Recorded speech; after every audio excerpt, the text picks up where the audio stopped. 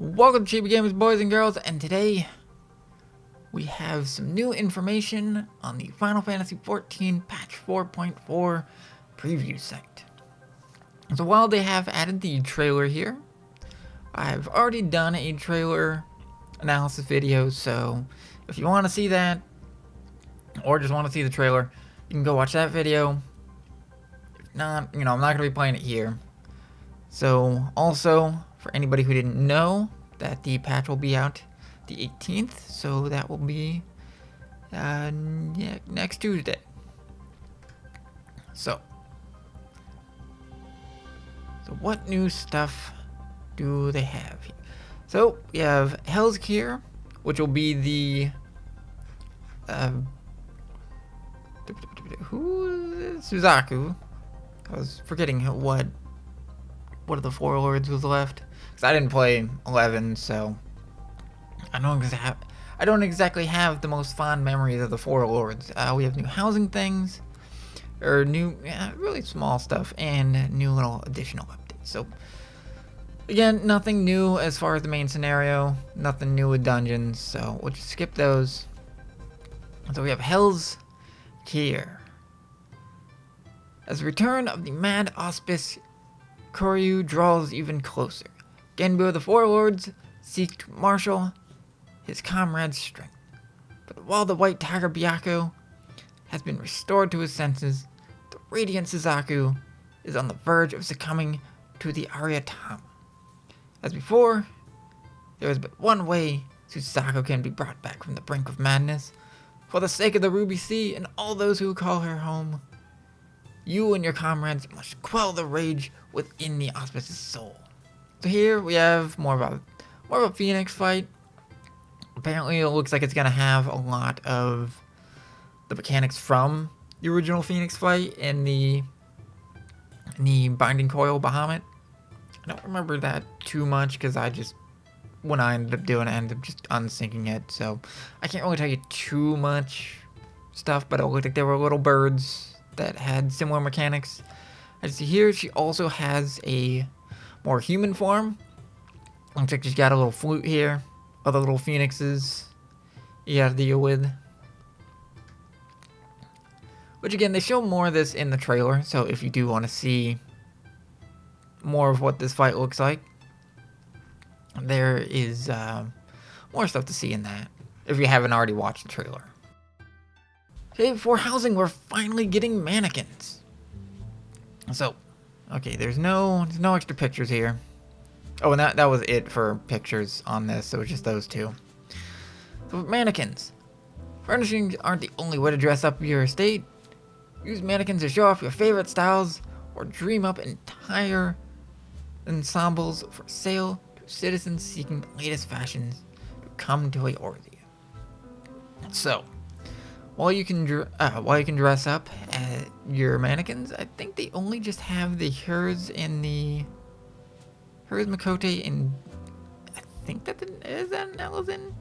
I know there's only a limited number of races. It's not all the races right now, so I don't think there's gonna be Lalafell or Rodin ones. And what they mean by being able to sell stuff, you can dress up your mannequin, and I think it draws also from any retainers that's selling those same items. You can just buy them from the mannequin, and it just sells it, or it just sells it from the retainer. So you can't just buy the thing straight off the back of the mannequin, or maybe you can do that, but it doesn't undress the mannequin if you don't want to, and you don't have to sell them. So looks like they also have tools and weapons, so you can dress them up that way. Looks like a handful of different poses. Okay, and the next up we have estate tags. This is more just for RP purposes, for anybody who wants to have their house role play as something. So, running a tavern out of your estate, perhaps an aquarium in your apartment.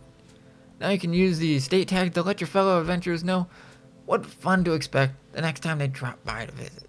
So this is just, again, for roleplay. If you want your house dressed up as a tavern, as they show, if you want it to be a restaurant, let's face it, there's going to be some people dressing up as a strip club. you know, it's probably not going to have that aspect. You know, it's probably not going to be that little tab, but, you know, there might be a nightclub aspect, you know, for the ERPers out there.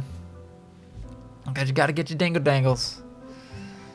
You know, Ultimates doesn't have to be the only hard thing in Final Fantasy XIV.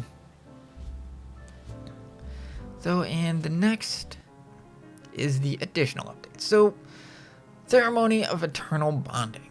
Celebrate your devotion to another player with a Ceremony of Eternal Bonding. Now with new variations in decor for the chapel, and for those blessed couples who wish to relive the day of their union, they can now hold another ceremony to celebrate their anniversary. So again, they're just expanding on it, having more little stuff, and also you can have anniversaries. So why pay $40 just once when you can pay $40 twice, or even 3 times, or as many times as you're willing to give Square Enix your money? Of course, there is still the free version, but let's face it, they want you to spend money. And that's really all there is to that. I think there's going to be more available music. I'm not really sure how the music is. I've never done the wedding myself. I've been to several, but I'm forever alone. But whatever. The next up, we have Shifting Altars of Uznare. It said within Uznare, beyond its canals and hidden passageways, there exist altars used to worship the gods. Should some helpless soul find their ways to these sacred altars and perform the rites of Eld, will they be met with fortune or folly? So here, it's going to be done more in a roulette, as you, upon coming into, okay, so there is a little boss there.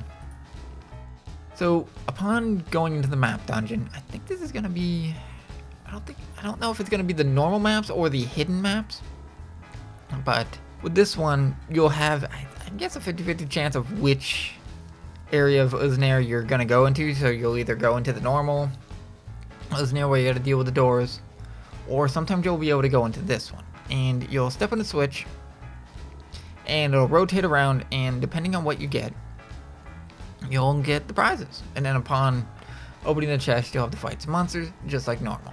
Though I think it's going to be more of like one boss monster. Not sure if the smaller, like the goblins or Namazu, or I guess Namazu this time around, and the giant elephant, which I guess since it's in this picture, I guess so. Unless that's one of the bosses, as this looks like the final room. Or at least the final rotation of it. But with this one, as it does get harder, these little purple Animos ones, you hit those, you get tossed out. You get any of the other ones, the question or the exclamation point, the white ones, the blue, the greens, and I think this red one's the most. Like the jackpot one will give you the best prizes. But as you go in, more of these Animos ones will appear on the board, and you know, just have less chance to win. And of course, I don't think this is the first one. I think there's only gonna be like 2 or like maybe 3 Animos pieces on the board, so you're not gonna get kicked out immediately. Well, though you can, but not as, you know, it's not gonna be a 50-50. Oh, you lose, get out. You have at least more chances to stay in and play.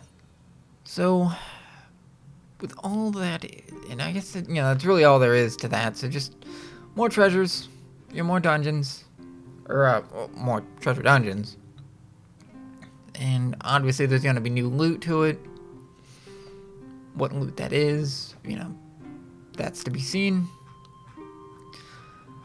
But that's really it for all the stuff they added in this site. You know, there's still Eureka, still the Gold Saucer updates. I'm surprised they didn't add that in. They'll probably add that in coming week, probably this weekend. Same with Omega.